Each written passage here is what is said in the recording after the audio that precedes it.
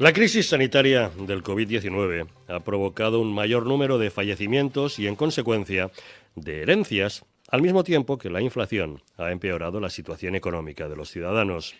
Un contexto que ha supuesto que las consultas a los abogados sobre la posibilidad de renunciar a la herencia hayan crecido notablemente en los últimos meses por la imposibilidad de estos herederos de hacer frente al pago de los costes que acarrea aceptarla y a quedarse con las deudas del fallecido.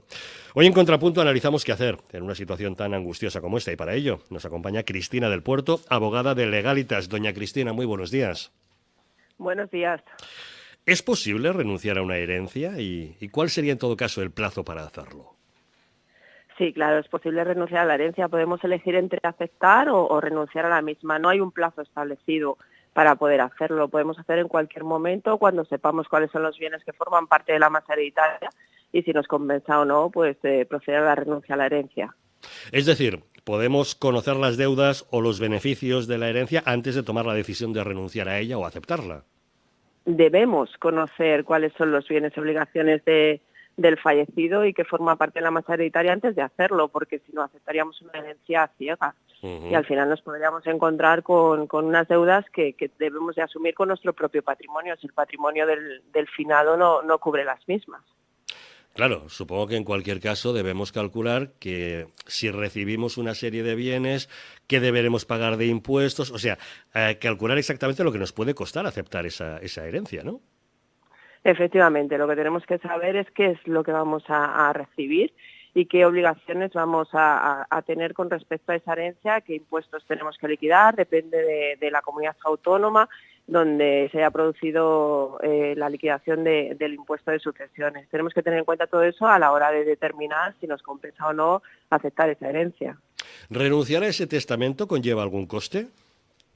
La renuncia tiene que ser expresa, tiene que ser siempre efectuada ante notario. El coste es la escritura notarial, lo que supone. Uh-huh. ¿Y qué sucede si son varios los herederos, pero solamente uno de ellos quiere renunciar y el otro no? Es una acción personal, cada heredero decide qué es lo que quiere hacer con respecto a su derecho a acceder o no a la herencia.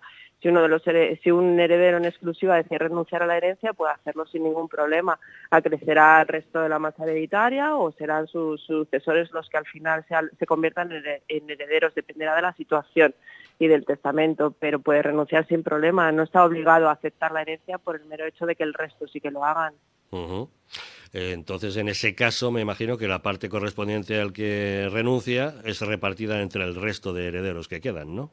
Claro, depende de la situación, si se trata de un heredero forzoso, si en el testamento se ha establecido un representante en el caso de renuncia a esa herencia, entonces depende de las circunstancias en las que se ha producido el fallecimiento de la persona. Uh-huh. Y si se acepta una herencia, ¿es posible luego cambiar de opinión y renunciar a ella posteriormente? No, Ya no. no podemos ir en contra de nuestros propios actos. Si aceptamos la herencia, no podemos renunciar, y si renunciamos a la herencia no podemos después aceptar la misma. ¿Y es posible aceptar una parte de la herencia sí, pero otra parte no? No, sería Tampoco. ideal. La verdad es que sería lo ideal. Claro. Me quedo con la casa en la playa y el coche, Exacto. pero renuncio a las Pero la del deudas, pueblo ¿no? no, eso es, o la del pueblo no, porque se está cayendo. No. Si aceptamos la herencia, aceptamos todo lo que forma parte de la masa hereditaria, pero no podemos elegir qué es lo que queremos o no queremos. No, eso es inviable.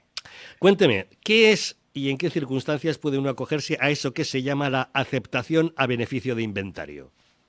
Bueno, la aceptación a beneficio de inventario es la solicitud de aceptación de herencia cuando vemos que puede haber más deudas que bienes.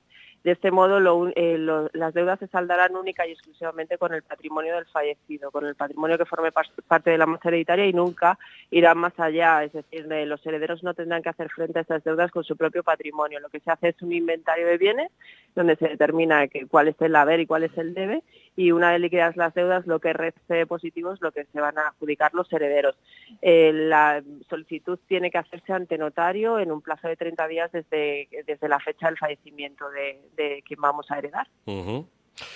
Muy bien, decidimos aceptar una herencia. Cuénteme, ¿qué impuestos hay que pagar y en qué plazos?